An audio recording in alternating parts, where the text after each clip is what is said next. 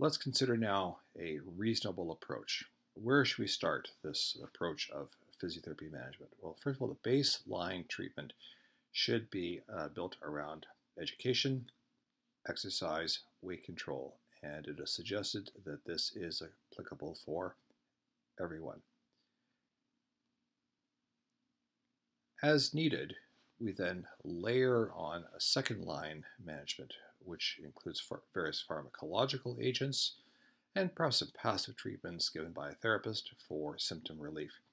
And that should apply only to some.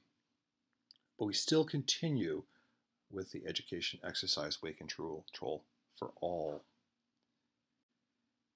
And the last of the pyramid is surgery, and this should be for the few, and this should be thought to be a third line treatment. And again, it's important to reiterate that we continue on with the second line, and most importantly, we continue on with that first line treatment. We don't stop doing those things. Why? So that we get a good positive outcome at the end of all this. So again, all for exercise, some for pharmacological, few for surgery. Now, this is an interesting study by Camper, and it just looks at, what are patients' expectations? So what is it with patients with chronic spinal pain? What do they expect from their physiotherapist?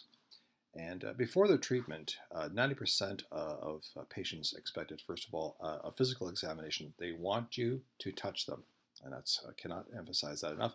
A physical examination that involves physically putting your hands on their back.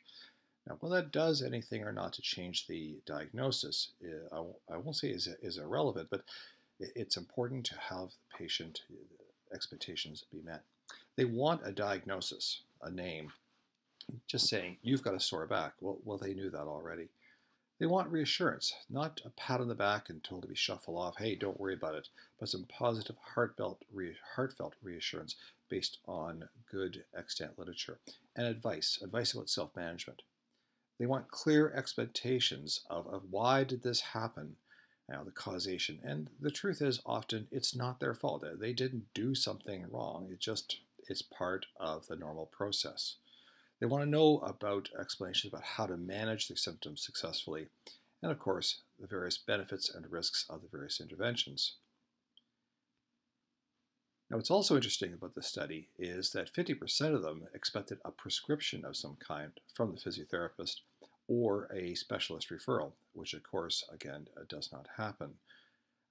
But what's even more important is that 60% of patients wanted an opportunity to discuss their problems. They wanted to at least vent. They wanted a chance to say, this is how this problem has impacted on me at a personal level.